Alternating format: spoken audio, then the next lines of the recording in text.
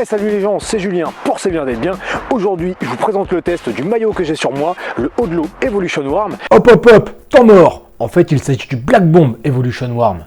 Ouais, bon, ça va, vous allez pas m'en vouloir pour un mot, quoi. Que j'ai pu essayer grâce à la boutique Odlo de Saint-Etienne, dont je vous mets toutes les infos dans la description.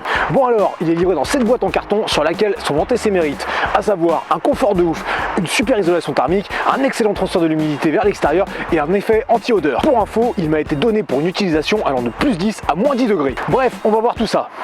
Alors déjà, point de vue design, je sais pas ce que vous en pensez, mais perso, je le trouve plutôt sympa avec son motif camouflage. Niveau fabrication, c'est très bien foutu, il y a peu de couture et elles sont très propres. On y retrouve des zones d'élasticité différentes pour le confort et des zones plus aérées pour bien évacuer la transpiration. Bon alors, premier petit reproche, si comme moi, vous avez des petites peaux sèches au bout des doigts, quand vous allez passer votre main comme ça, vous pouvez sentir que ça accroche un petit peu. C'est pas forcément très gênant, mais c'est pas toujours très agréable. Ah, et petite info qu'on retrouve aussi sur la boîte, il est en partie fabriqué avec des matériaux recyclés, plus ça pour l'environnement. Une fois enfilé, on sent qu'il est très confortable à porter et on ne sent pas du tout les coutures. D'ailleurs, vous vous sentirez comme ça.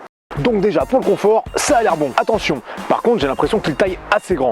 Là, je le porte en L, mais je pense qu'un M aurait pu me suffire. Mais au moins, la longueur des manches est nickel, et pour une fois qu'un vêtement manche longue ne se transforme pas en t-shirt dès que je lève les bras, et bah c'est franchement de la bombe. C'est peut-être pour ça qu'il s'appelle Black Bomb. On attaque le test terrain pour lequel j'ai enchaîné les sorties running en ne portant que ce maillot, même si à la base c'est un sous-vêtement. Avec une température extérieure de 10 degrés, j'ai eu un peu chaud. Par contre, tomber à 5-6 degrés, là c'est nickel. J'ai pas eu froid et j'ai pas non plus eu trop chaud. J'ai aussi eu l'occasion de le porter sur la Yeti Race, une course de 20 km dans la neige avec des températures un peu plus basses. Du coup, j'avais ajouté une veste chaude par-dessus.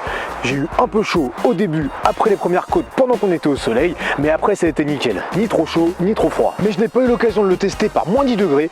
Bah ouais, parce que cette année le climat c'est nawak et puis j'ai dû annuler mon voyage annuel en Laponie parce que le Père Noël, il considère que je distrais trop ses assistantes. Et franchement, je vois pas de quoi il parle. Bref, on passe à la suite. Pour ce qui est de l'évacuation de la transpiration, c'est top. Je suis toujours resté au sec durant mes sorties. Je confirme aussi pour le confort, c'est impeccable. Je n'ai jamais été gêné dans mes mouvements, quelle que soit l'activité. Il me reste à vous causer de l'effet anti-odeur et ça fonctionne vraiment bien.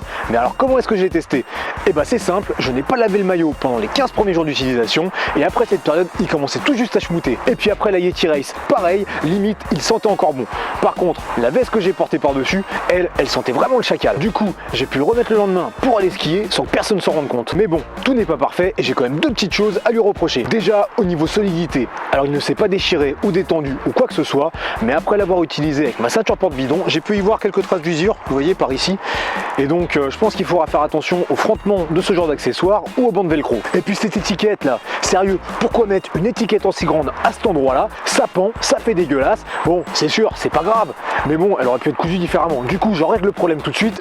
Ah, et voilà, il n'y a plus d'étiquette, c'est fini. Pour conclure, franchement, j'adore ce maillot. Un énorme confort, une régulation de la température comme il faut, une évacuation de l'humidité au top. Et puis alors, si vous voulez pécho après votre sortie, il vous évitera de trop schlinguer. En fonction des conditions climatiques, vous pourrez y ajouter un coupe-vent ou une veste un peu plus chaude. Il faudra quand même claquer 80 € pour l'acquérir, mais ça vaut le coup parce qu'on est franchement bien dedans. Vous pourrez le trouver en différents coloris et il existe aussi une version pour gonzesse. Et voilà, j'espère que ce test vous a plu. Si vous avez des questions, posez-les en commentaire, laissez un pouce bleu sous la vidéo, abonnez-vous à la chaîne et je vous dis à bientôt. Mais toutes les infos dans la description, les boissons warm-up. Alors qu'est-ce que c'est les boissons warm-up? En fait ça va être comme par exemple ici du café. Donc là on a café non sucré, chocolat et cappuccino qui sont dans des canettes auto-chauffantes. Donc visiblement le principe c'est que ça chauffe en 3